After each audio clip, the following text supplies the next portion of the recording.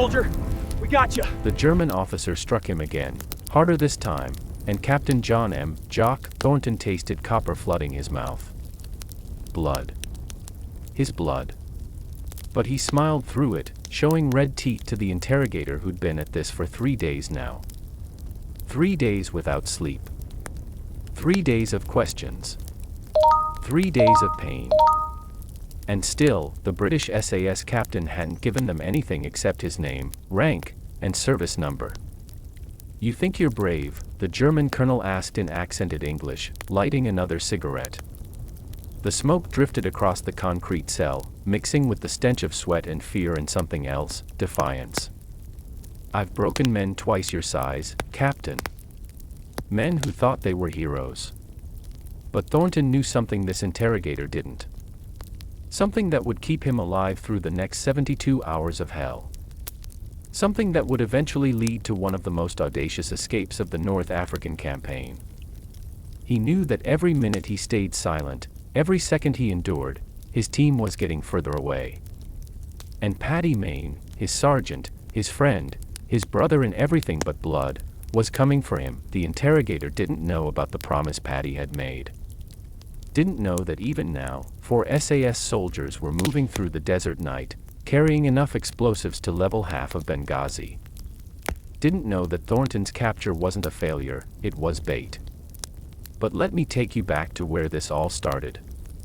To understand how a British aristocrat ended up in a Gestapo cell in Libya, you need to understand what kind of man volunteers to jump out of perfectly good aircraft into enemy territory with nothing but a knife and a prayer. October 1942. The Egyptian desert stretched endlessly before them, a sea of sand and heat that could kill you as quickly as any German bullet. Captain John M. Jock Thornton stood at the edge of the makeshift airfield, watching his men load the converted bomber that would drop them into hell. He was 28 years old, though the desert had aged him a decade in appearance. His face was leather brown from the sun, his eyes permanently narrowed against the glare, and his hands, those hands that had once held champagne flutes at Cambridge parties, were now calloused and scarred from handling explosives. "Sir," Sergeant Paddy Mayne approached, his massive frame casting a shadow in the moonlight. "The lads are nervous about this one." Thornton turned to look at his team. 18 men, each one handpicked, each one trained to kill silently and disappear into the desert like ghosts. But Mayne was right. This mission was different. Intelligence had identified a German fuel depot 60 miles behind enemy lines, protected by an entire battalion of Afrika Korps troops. It wasn't just heavily defended, it was a trap. "They should be nervous," Thornton replied quietly. "Fear keeps you sharp. It's when you stop being afraid that you make mistakes." Mayne studied his captain's face. "And are you afraid, sir?" Thornton smiled, that particular smile that his men had learned to recognize. The smile that meant he was about to do something either brilliant or insane. Usually both. Terrified, Paddy. Absolutely bloody terrified. What happened next would go down in SAS history as one of the most devastating raids of the Desert War. But it would also be Thornton's last mission as a free man. They jumped at 0200 hours, 18 shadows falling through the African night. The landing was rough, it always was. Private Collins broke his ankle on impact, the bone snapping with a sound like a branch breaking. In any other unit, that would mean leaving him behind. But Thornton didn't leave men behind. "Strap him up," he ordered. "He can work the radio." They moved across the desert in single file, each man stepping in the footprints of the men ahead to minimize tracks. The weight of their packs, 60 pounds of explosives, water, and ammunition, cut deep into their shoulders. The sand got into everything: eyes, nose, mouth, weapons. By dawn, they were 10 miles from the target, and Thornton called a halt. "Get some rest," he told his men.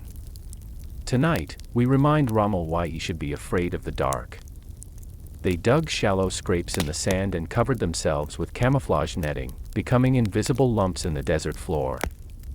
The temperature climbed to 120 degrees. Water was rationed, 1 pint per man for the entire day. Collins, despite his broken ankle, never complained. That was the thing about Thornton's men. He didn't just train them to be soldiers. He trained them to be believers. But someone had betrayed them. Even as they lay hidden in the sand, German reconnaissance aircraft were circling, searching. The trap was already closing. That night, as they approached the fuel depot, Thornton felt it in his gut, that cold certainty that something was wrong. The depot was too quiet. The sentries too few. It screamed ambush, but they were committed now. 18 men, 300 miles from friendly lines, with no vehicle and limited water. "It's a trap," Maine whispered. "I know," Thornton replied. "But they're expecting us to run. So we're going to attack." It was insane. It was suicidal. It was exactly the kind of thing the SAS did best. They split into 3 teams. Thornton led the main assault, Maine took the left flank, and Corporal Peters took the right. The plan was simple: plant the charges, cause maximum chaos, and disappear into the desert before the Germans knew what hit them. At 2,300 hours, they struck. The first explosions lit up the night like false dawn. Fuel tanks erupted in pillars of flame that could be seen for 50 miles. German soldiers, caught completely off guard despite their trap, ran in panic. Machine guns chattered. Men screamed. And in the middle of it all, Thornton moved like death itself, placing charges with mathematical precision. Then everything went wrong. The Germans had prepared a second line of defense, one that intelligence had missed. As Thornton's team withdrew, they ran straight into a company of Fallschirmjäger, German paratroopers, the elite of the elite. The firefight was vicious and close. Too close. "Go!" Thornton shouted to his men. "Get to the rendezvous." Private Morrison took a bullet in the throat, drowning in his own blood as Thornton tried desperately to save him. Lance Corporal Davies was hit in the stomach, his screams cutting through the night. And then Thornton saw it: Maine's team was pinned down, about to be overrun. He made a decision that would haunt him forever. "Take the wounded and go," he ordered Peters. "That's an order." "Sir, we can't leave you. You can and you will. Get them out. Patty and I will buy you time." But as Thornton ran toward Maine's position, something struck him from behind. Not a bullet, a rifle butt. The world exploded in stars, then darkness. When he woke up, he was in chains. The cell was 6 feet by 8 feet, concrete walls with no windows, just a single bulb that never turned off. They kept him naked for the first day, letting the cold seep into his bones. No food. No water. Just the light and the silence and the knowledge that his men were either dead or running through the desert. Then the interrogator came. Colonel Friedrich Wolff was not what Thornton expected. Educated at Oxford before the war, he spoke perfect English and had a disturbing ability to get inside your head. He didn't start with violence. He started with conversation. "Captain Thornton," Wolff said, sitting comfortably while Thornton stood naked and shivering. "Do you know what happened to your men?"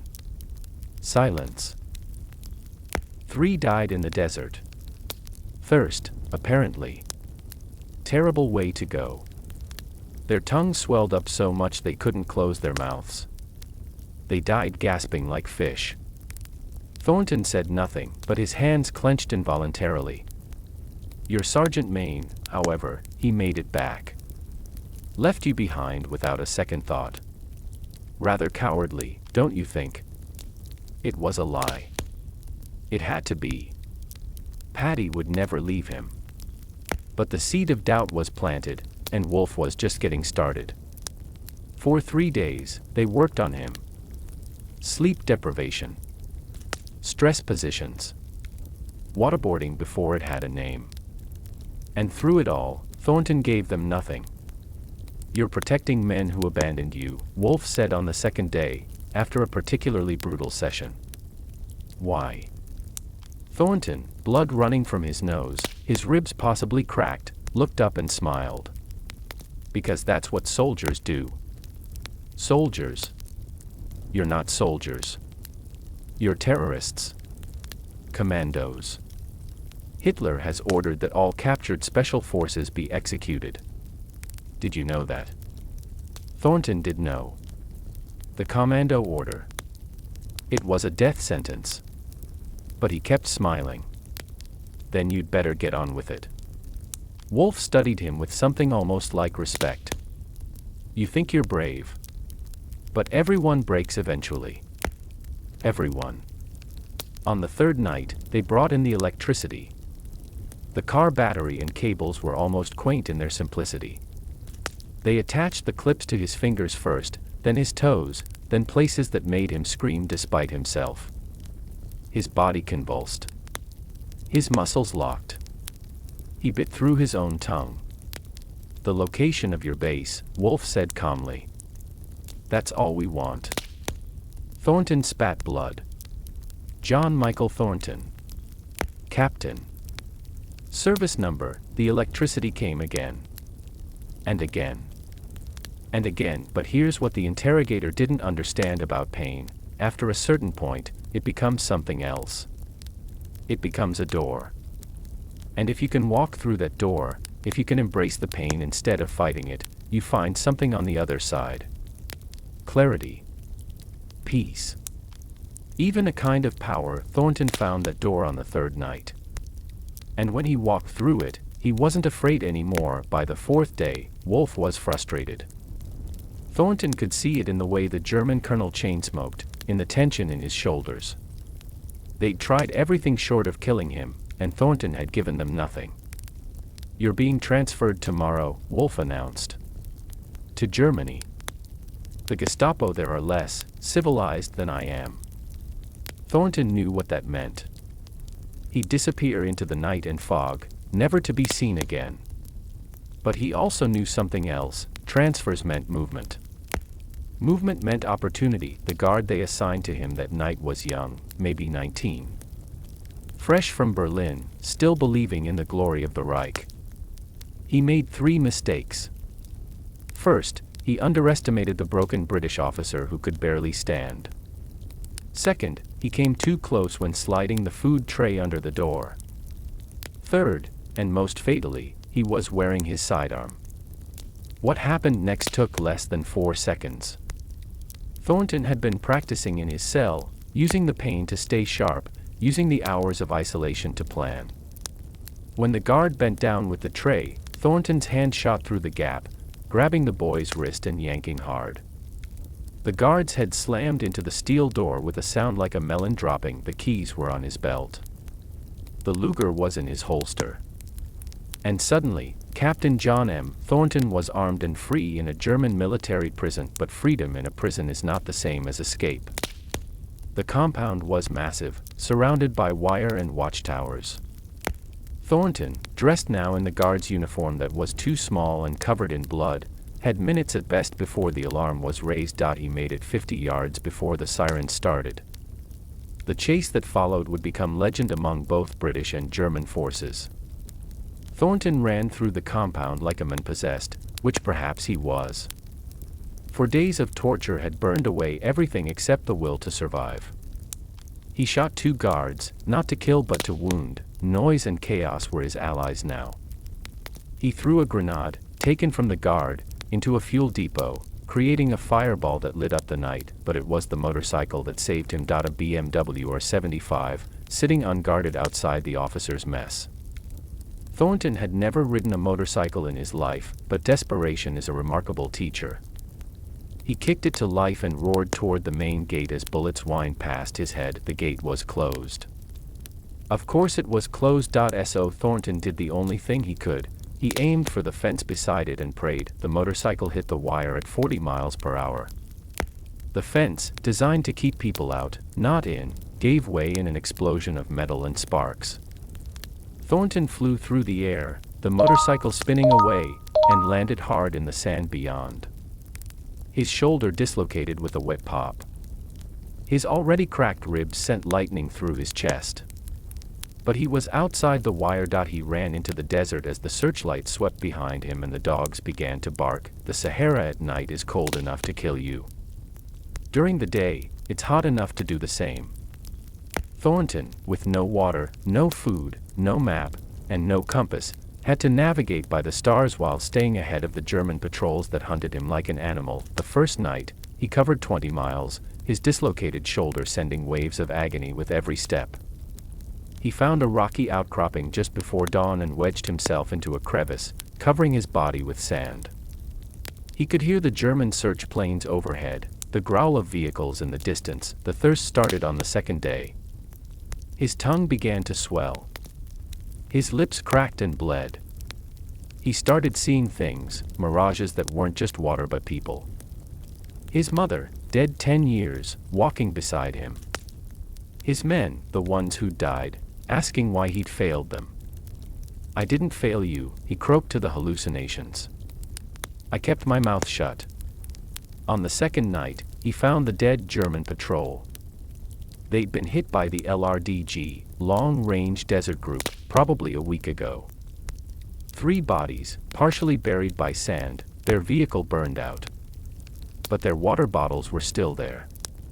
The water was hot, tasted of metal and death, but it was water. He also found something else, a map. Now he knew where he was, 60 miles from the nearest British position. 60 miles through German-controlled territory, with patrols actively hunting him. With a dislocated shoulder and broken ribs, most men would have given up. But Thornton wasn't most men. He was SAS. The third night almost killed him. A sandstorm rose from nowhere, a wall of dust and wind that turned the world into a howling darkness. Thornton wrapped the German uniform around his face and kept walking, using the wind direction to maintain his bearing. Sand filled his nose, his ears, his mouth. It abraded his skin raw. It turned every breath into agony. When the storm finally passed, just before dawn, he was lost. Completely, utterly lost. The landscape had changed, dunes shifted, landmarks erased. And he was out of water again. That's when he heard the engines, 3 vehicles, moving fast across the desert. German. British. At this point, Thornton didn't care. He was dying. Another few hours and he'd be another corpse in the sand, another ghost in the Sahara. He stood on top of the highest dune he could find and waited. The vehicles were modified Chevrolet trucks, stripped down and armed with machine guns. As they got closer, Thornton could see the crews, bearded, wild-looking men in mixed uniforms. They could be anyone. Desert pirates. Rogue Germans. Or, "Stop," a voice roared in English. "Identify yourself." Thornton tried to speak, but his throat was too dry. He raised his hands, then collapsed to his knees. The first man to reach him was massive, moving with surprising speed across the sand. As he got closer, Thornton's sun-damaged eyes could barely make out the face, but he knew that shape, that way of moving. Jock. Paddy Maine's voice was barely a whisper. "Jesus Christ, Jock, is that you?" Thornton managed a croak that might have been a laugh. "You're late, Paddy." Maine had kept his promise. He'd come for him. As they carried him to the truck, Maine explained. They'd been searching for 3 days, ever since word reached them that Thornton had escaped. 3 days of crisscrossing the desert, following rumors and intuition. "The whole unit's out looking," Maine said. "Sterling himself is leading the northern search. You've caused quite a stir, sir." "The raid," Thornton whispered. "Did everyone make it?" Maine's face darkened. "We lost Morrison and Davies. But the rest made it back. And Jock, we went back. Hit them again while they were focused on finding you. Destroyed the entire depot and half their motor pool. So his capture hadn't been for nothing. His pain had bought his men time, distraction, opportunity. But the story doesn't end with a rescue. They flew Thornton to Cairo for medical treatment. Severe dehydration, malnutrition, 2 broken ribs, dislocated shoulder, and injuries from the interrogation that the medical report diplomatically called extensive trauma. But it was the psychological evaluation that worried them most. "He's too calm," the psychiatrist told Sterling. "Men who go through what he went through, they break. They have nightmares, shakes, paranoia." Captain Thornton just smiles and says he's fine. Sterling visited him in the hospital. "Jock, what really happened in there?" Thornton was quiet for a long moment. "I found out something, David." "What?" "That there's something worse than dying. It's breaking. It's giving up your mates to save yourself." Wolf, the interrogator, he kept telling me everyone breaks eventually. Maybe that's true. But I learned something else. What's that? Sometimes, eventually doesn't come soon enough. The nightmare started a week later. He'd wake up screaming, covered in sweat, feeling the electricity coursing through him. The nurses would find him on the floor, convinced he was back in the cell. During the day, he was the perfect officer, calm, professional, even cheerful. But at night, his mind returned to that concrete room Patty Main took to sleeping in a chair beside his bed. "You don't have to do this," Thornton told him one night after a particularly bad episode. "Yes, I do," Main replied simply. "You didn't break for US. Least I can do is sit with you while you put yourself back together." 3 weeks later, Colonel Friedrich Wolf was killed in a commando raid on his headquarters. The SAS never officially claimed responsibility. But Thornton knew. His men had sent a message, January 1943. Against medical advice, against direct orders, against all common sense, Captain John M. Thornton returned to active duty. The doctor said he wasn't ready. The psychiatrist said he was suffering from severe combat stress. But Sterling needed experienced officers, and Thornton needed to prove something, to himself more than anyone. His first mission back was supposed to be easy.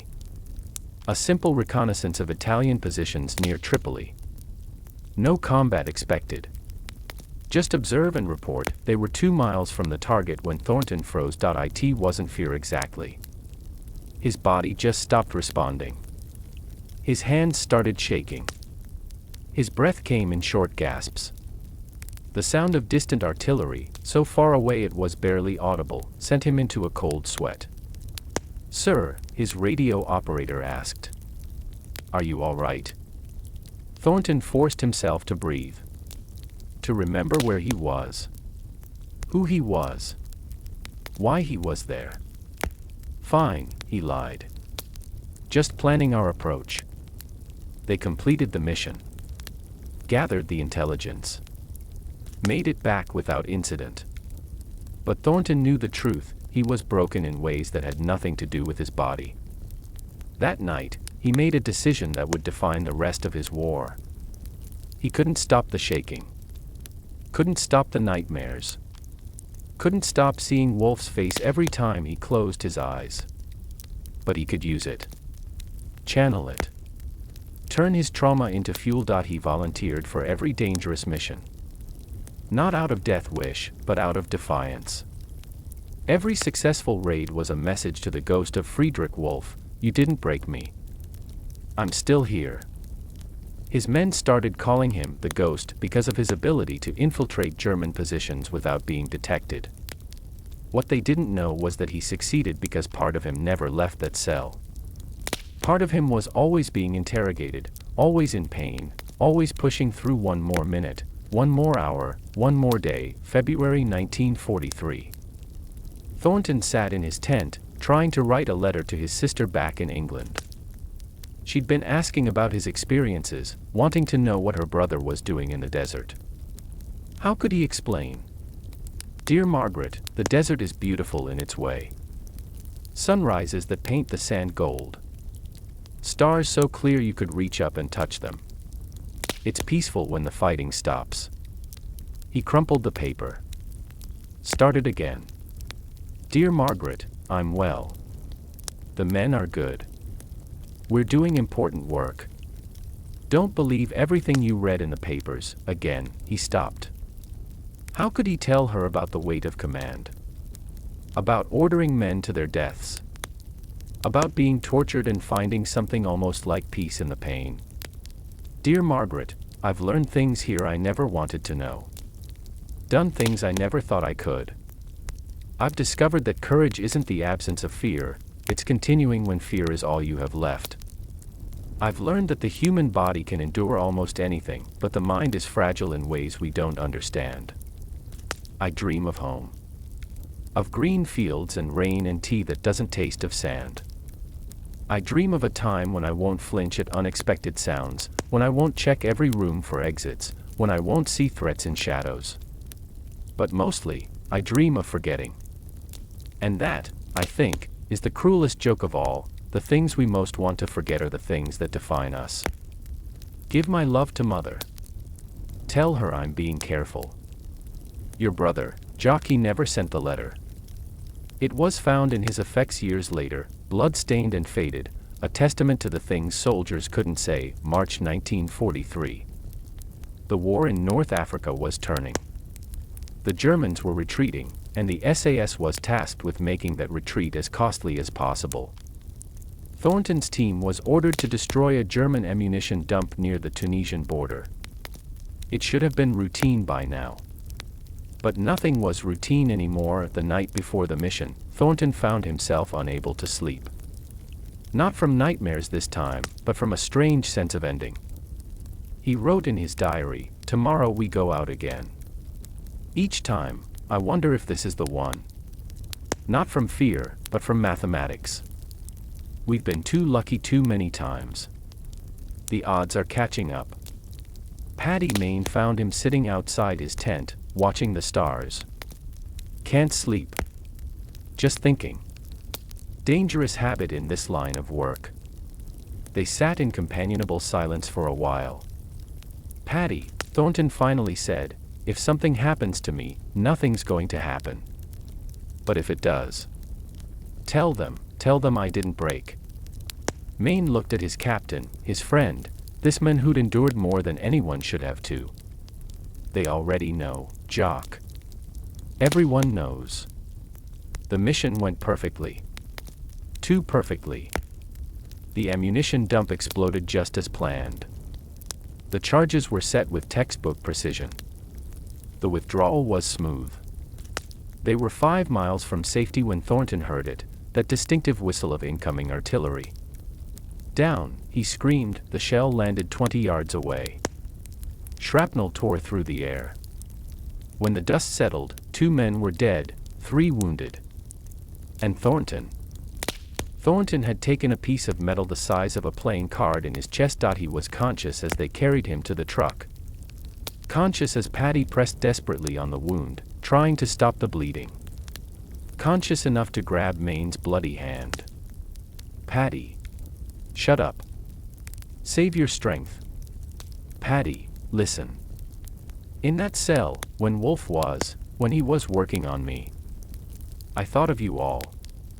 Every name. Every face. That's how I didn't break. You were all there with me." Tears ran down the big Irishman's face. "Stop talking like you're dying." Thornton smiled, that same smile from before a dangerous mission. "We're all dying, Paddy. Some of us just know when." He died as they reached the British lines. His last words were, "Did everyone else make it?" They buried Captain John Jock Thornton in the desert he'd made his own. No grand ceremony, that wasn't the SAS way. Just his men, standing in a circle, each throwing a handful of sand on the grave. David Sterling gave the eulogy. Jock Thornton was captured but never caught. Broken but never beaten. He showed us that courage isn't about not feeling fear or pain, it's about feeling them fully and continuing anyway. He kept faith with his men even when keeping faith meant paying with everything he had. After the war, they found Friedrich Wolf's personal effects in a captured German archive. Among them was a report on the interrogation of Captain Thornton. The final line read, Subject displayed unusual resistance to enhanced interrogation techniques. Recommend study for improvement of methods. Note, this officer represents the highest caliber of enemy combatant. Future encounters with SAS personnel should assume similar levels of training and psychological fortification.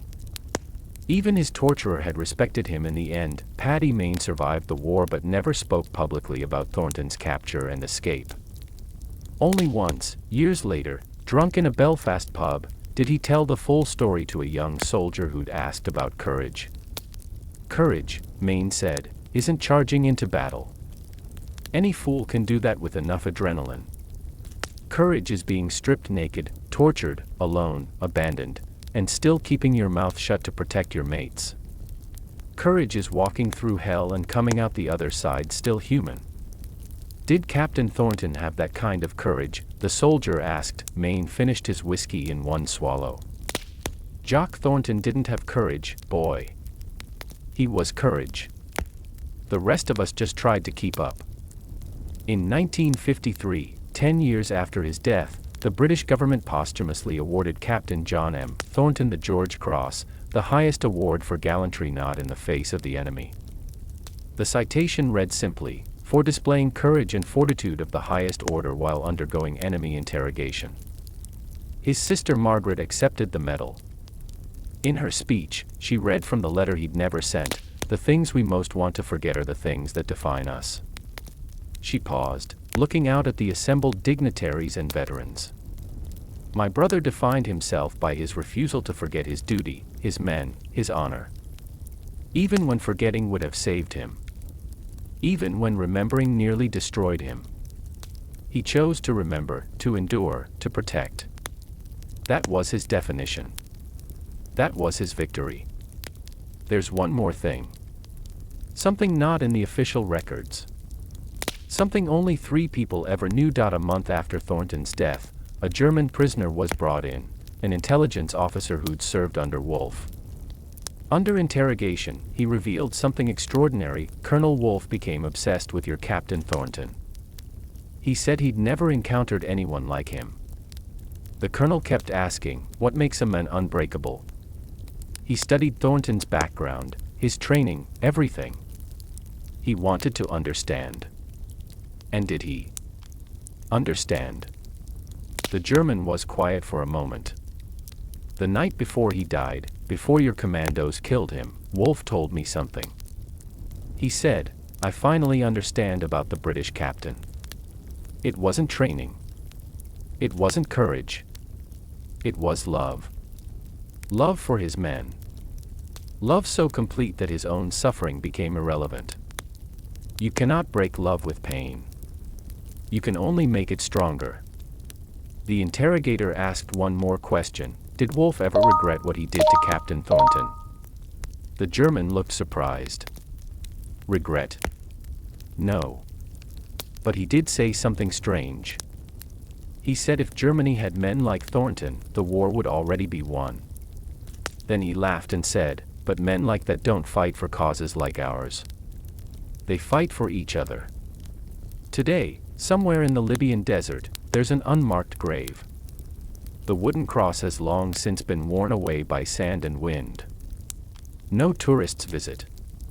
No ceremonies are held. It's just another patch of sand in an ocean of sand, but the old Bedouins who still travel those routes tell a story. They say on certain nights, when the moon is dark and the desert is silent, you can hear voices in the wind. British voices, laughing and planning and promising to come back for each other. They say it's the ghost patrol, the spirits of the SAS still raiding, still fighting, still keeping faith with each other across death itself. Most dismiss it as superstition. But sometimes, British Special Forces training in the desert reports something strange. They'll find footprints where no one has walked. They'll hear engines where no vehicles are running. And sometimes, just sometimes, when a soldier is lost and alone and about to give up, they'll feel a presence beside them. A voice in their ear saying, keep going. Your mates are waiting. Don't let them down. And they'll find strength they didn't know they had. They'll push through pain they thought would break them. They'll survive when survival seems impossible, because that's Thornton's real legacy. Not the raids. Not the medals. Not even the escape. It's the idea that some bonds are stronger than death, that some promises outlast the men who make them, that somewhere in the space between courage and love is something unbreakable. The SAS motto is, "Who dares wins." But Thornton taught them something else: who endures, transcends. Found in the recovered radio logs of the LRDG patrol that discovered Thornton in the desert, dated day 3 of his escape, 0342 hours, base, this is Desert Rose. We have him. Repeat, we have Thornton. Base, confirm condition. Desert Rose, he's. Christ, base, I don't know how he's alive. He looks like death warmed over. But he's smiling. The crazy bastard is actually smiling. Base, get him home, Desert Rose. Desert Rose, roger that. But base, you should know. When we found him, he was walking toward our lines. Not crawling. Not staggering. Walking. Like he knew exactly where he was going. Base, how is that possible? He had no compass, no map. Desert Rose, I asked him that. You know what he said? He said, I followed the stars. The same stars my men are under. They led me home. Base, Desert Rose, are you saying, Desert Rose, I'm saying Captain John M. Thornton walked out of hell on willpower and stellar navigation. And if you ask me, that's the most SAS thing I've ever bloody heard. End transmission. They say every soldier leaves something in the desert. Some leave their youth. Some leave their innocence. Some leave their sanity. Captain John M. Jock Thornton left something else. He left proof.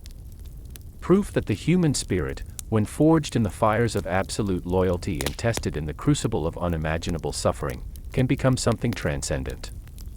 Something that doesn't break under torture, doesn't bend under pressure, doesn't yield to death itself. Friedrich Wolff was wrong about one thing: everyone doesn't break eventually. Some people become unbreakable. And sometimes, just sometimes, that's enough to change everything. Sleep well, and remember, in the darkest cell, in the deepest pain, in the loneliest desert, you are never truly alone. Your brothers and sisters in arms are with you, across distance, across time, across death itself. That's not sentiment. That's what Captain Thornton proved with his blood, his suffering, and his unbreakable will. The desert keeps many secrets. But this one, it shares with those who need to hear it. Endurance is love in its purest form. And love, real love, the love between those who face death together, that can never be broken. Not by pain. Not by fear. Not by all the interrogators in all the concrete cells in all the world. That's what Rommel's interrogator couldn't break.